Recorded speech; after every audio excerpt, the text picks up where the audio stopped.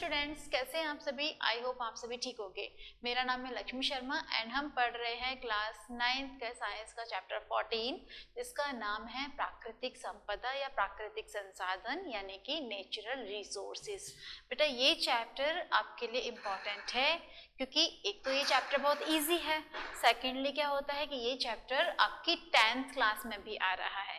तो जब आपका चैप्टर 10th क्लास में आ जाएगा इसका मतलब आपको एक बार मेहनत करनी है और 2 बार का फायदा उठाना है। इसीलिए आपको अभी अच्छे से समझ लोगे तो 10th क्लास में वरीड होने की ज़रूरत नहीं पड़ेगी, आपको टेंशन नहीं लेनी पड़ेगी कि हमको ये चैप्टर स्किप करना पड़ेगा, क्योंकि वहाँ पर भी कुछ ऐसा ही चैप्टर है जिसमें आपको प्रदूषण के बारे में पढ़ना है, प्राकृतिक संसाधनों के बारे में पढ़ना। हालांकि थोड़ा सा चेंज है बट काफ़ी सारी बातें ऐसी हैं जो 9th स्टैंडर्ड में पढ़ा दी जाती हैं। ठीक है, तो इस चैप्टर को आपको अभी से जो भी आप लेक्चर नोट्स बना रहे हो तो प्लीज़ उन लेक्चर नोट्स को 10 तक के लिए संभाल के रखें।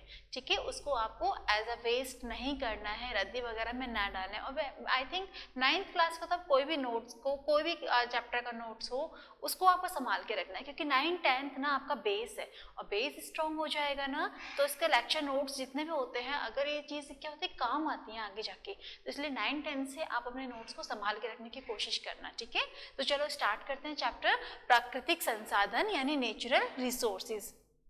बेटा क्या होता है नेचुरल रिसोर्सेज, प्राकृतिक संसाधन किसे कहते हैं? तो पहले ही बताओ संसाधन किसे कहते हैं, रिसोर्सेज किसे कहते हैं। यानी हमको कोई भी ऐसी वस्तु जिससे आपको लाभ हो रहा है नहीं, यानी कोई भी ऐसी संपदा जिससे प्रॉफिट हो, यानी कोई भी वस्तु जिससे लाभ होता है उसको कहते हैं संपदा। अब हमने इसका जो नाम लिखा है यहाँ पे लिखा प्राकृतिक संसाधन या प्राकृतिक संपदा।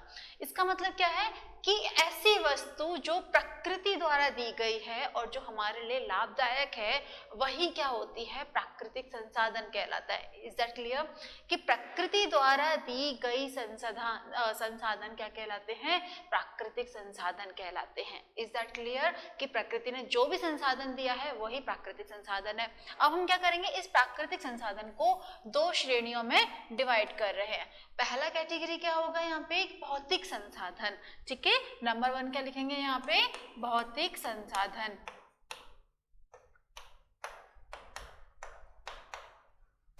यानी फिजिकल रिसोर्सेज, है ना। सेकेंडली क्या होगा बेटा, जैविक संसाधन।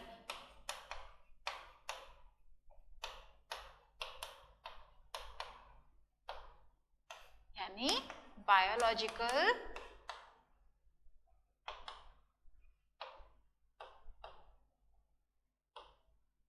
रिसोर्सेज।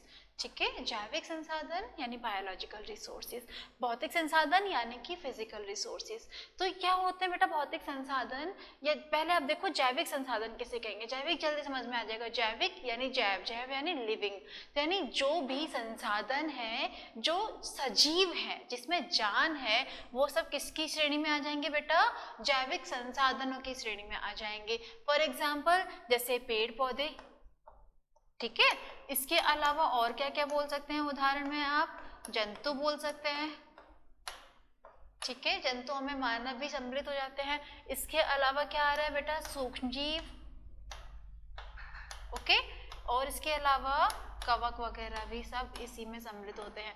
तो ये सभी क्या हैं, जैविक संसाधन होते हैं। भौतिक संसाधन में कौन कौन से आते हैं, फिजिकल रिसोर्सेज में कौन कौन से आते हैं जो कि जीवित नहीं है। फॉर एग्जांपल जैसे वायु हो गया, जल हो गया, तो ये सभी किसकी श्रेणी में आएंगे बेटा, भौतिक संसाधनों की श्रेणी में आएंगे। तो आई थिंक आपको ये प्राकृतिक संसाधन समझ में आ गया होगा। चलिए नेक्स्ट टॉपिक क्या आएगा बेटा, कि प्राकृतिक संसाधन समझ में तो आ गया। अब हम जो हमारा मेन टॉपिक है वो है हमारा जैव मंडल।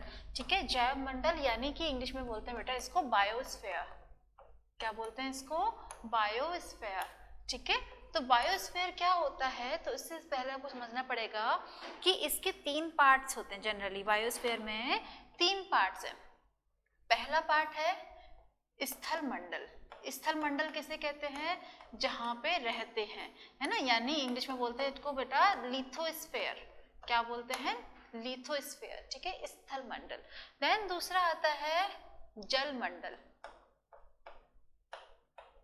यानी जहाँ पे पानी ही पानी है। स्थल मंडल यानी जहाँ पे जमीन वाला एरिया है, पूरा जमीन, जितना भी जमीन है उस वाले एरिया को क्या बोला है, स्थल मंडल। जल मंडल वाला यानी जहाँ पे पानी ही पानी वाला एरिया है, इंग्लिश में बोलते हैं इसको बेटा हाइड्रोस्फीयर। ओके, इसको इंग्लिश में बोलेंगे हम हाइड्रोस्फीयर। और नेक्स्ट आता है वायुमंडल।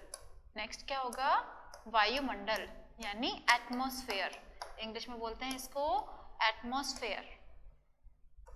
ओके, स्थल मंडल, जल मंडल और वायुमंडल। यानी अब हम अगर जैव मंडल की बात करते हैं तो स्थल मंडल, जल मंडल और वायुमंडल का वो हिस्सा जहाँ पे जीवन पॉसिबल है, जीवन की संभावना है, उसको बोलते हैं हम जैव मंडल। इज दैट क्लियर, कि जहाँ पर जीवन की संभावना है, स्थल मंडल, जल मंडल और वायुमंडल का वो पार्ट। अब आप इनमें देखोगे तो ये वाला जो पार्ट है जनरली जहाँ पे ये तीनों ही कॉम्बाइन हो रहे हैं, और इसी वाले पार्ट को हम क्या बोल रहे हैं, बायोस्फीयर कह रहे हैं। समझ में आ रहा है कि बायोस्फीयर क्यों कहते हैं हम इसको, जैव मंडल क्यों कह रहे हैं, क्योंकि यहाँ पर जीवन की संभावना है, इसीलिए हम इसको क्या बोलते हैं, जैव मंडल कहते हैं। तो आई थिंक आपको समझ में आ गया होगा बेटा प्राकृतिक संसाधन क्या होते हैं और जैव मंडल किसे कहते हैं। Is that clear? Thank you.